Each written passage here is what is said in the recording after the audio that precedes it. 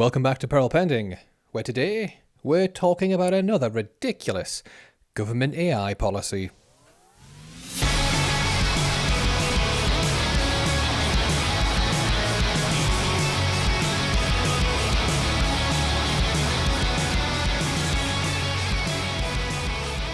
Government AI policy, maybe it's a plan, whatever it is, it's ridiculous.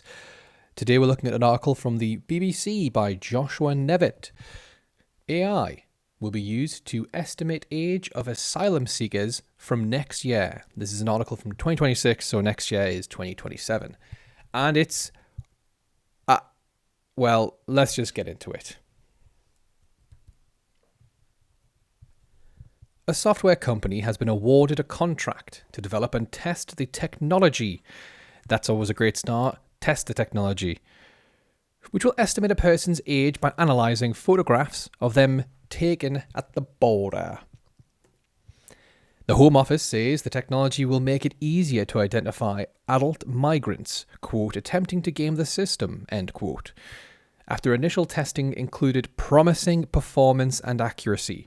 That's a quote from the Home Office. So, tie my hands together. I don't trust them. I don't believe it. Promising performance and accuracy. You want the technology to work. I don't think you're going to be honest about it as someone who's used a lot of this technology. The decision to use the software comes after years of heightened levels of people crossing the English Channel in small boats and claiming asylum at the border. A report carried out by the UK government's independent immigration inspector last year found cases where adult migrants had been classified as children and cases where child migrants had been wrongly classified as adults. And apparently, using AI will fix that. That's what the people in charge think. The people of Generation X and the boomers, the ones that don't actually understand this technology. They've been told by the people selling the technology that it's definitely going to work, because why would a salesman lie? The report said in the absence of a, quote, foolproof, end quote, test, it was inevitable that some age assessments will be wrong, which is clearly a cause for concern, especially where a child is denied the right and protections to which they are entitled. Again, AI won't fix this. We have seen these age-checking AI, quote-unquote, technologies before with the online safety bill. People were able to skirt around it by taking pictures of stone busts, by putting on a fake mustache, by using a character in a video game. These technologies will not work. They will cost us, the taxpayer, a boatload, and then it will be scrapped, and we'll just have more debt and potentially a lot more children in very dangerous situations. The government announced plans to use AI facial estimate technology to combat this problem last year, 2025, I believe that would have been. Since then, the Home Office has been exploring the use of the technology, and this week, a new contract was awarded to Harlow-based IT supplier Actor Computers Limited to deliver the scheme. Minister for Border Security and Asylum, Alex Norris, said adult migrants making false age claims have exploited the system and diverted vital support away from children at risk. Don't make this about children. This clearly isn't about children, because, as it says earlier in the article, some children are already caught out by the system that's currently in place. AI is not going to make that any better, bud. This is why we are rolling out AI technology to put a stop to it, ensuring those who game the system are identified, detained and removed without delay, and those who deserve support and protection are given it. Trust me, this is not gonna work. Age assessments of asylum seekers are already carried out by Border Force officials who use methods such as examining documents, appearance and demeanour to make an initial decision on age. The new facial estimate technology will act as an additional tool to support officers at the border when a person's age is in doubt. That technology will, let's face it, look at their documents, their appearance, and their demeanour. Maybe it will help. But if it's anything like the current technology that's in place, it will not. And it will cost a bomb. The British Association of Social Workers, BASW, is warning that the government's plans to use AI in the assessment process will lead to major safeguarding risks. Oh, look at that. People who already do the job and care about the job, the human beings, they're worried that this is going to hurt the children. Well, come on, Mr. Norris. You were clearly trying to use that as some kind of reason to get this in. You really care about the children. Maybe you should listen to the BASW. But I bet you won't. They're quoted as saying, assessing the ages of migrants is a complex process, which social workers are best placed to do, said Professor Sam Barron, interim CEO of BASW.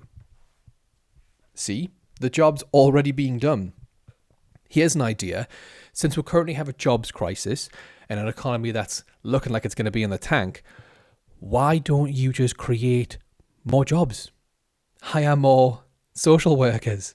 Wouldn't that help? If we had more staff, you could handle more cases, or if somebody was unsure, they could get someone else to come in and also run the assessment. Again, I'm just spitballing here, but that seems much better than AI. AI seems like that's the cheap route in a sense, because it will cost more than hiring a human being, but then you can say in government, we're AI forward thinking, we're an AI hub, all the useless buzzwords that you'd say that don't actually help these children at all. You could just hire more staff. This important task should not be open to shortcuts through artificial intelligence, especially as the pitfalls of getting it wrong can lead to major safeguarding risks. There we are. That's put it perfectly. It's a shortcut. That's what this implementation of the AI technology is. In every single realm where AI technology is being implemented, it is a shortcut. It's a way to try and not hire any more people for that company so the ones on top can get a bigger pay rise. Last year, the UK government said it had concluded that the technology was the most, quote, cost-effective option to assess the age of asylum seekers. And there we have it. They are looking for shortcuts. They are looking for cost-effectiveness. And I'm telling you right now, you have not done a proper assessment if you genuinely think AI technology is a cost-effective approach.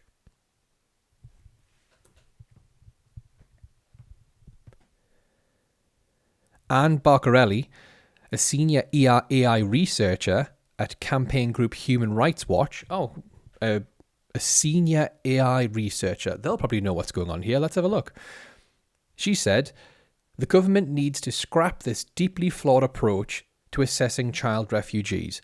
Okay, so we've got the social workers who already do the job saying this is a bad idea, you're going to put children at risk. You've got a senior AI researcher here also saying you need to scrap this, you're going to put children at risk. So who's betting the government will just steamroll ahead and ignore all the experts because they want to say, well, we use AI, look at us, we're a tech hub. In addition to subjecting vulnerable children and young people to a dehumanizing process that undermines their human rights, we don't actually know if facial age estimation works. Well, that can't be right because the government want to implement it. So maybe, much like with Brexit, the Labour government have had enough of experts. What's crazy here is Starmer, you used to be a human rights lawyer. And this is looking like it's going to infringe on the human rights of everybody involved here, especially, of course, the children. So why aren't you against this? Starmer, why does it look like you're opposing human rights of children?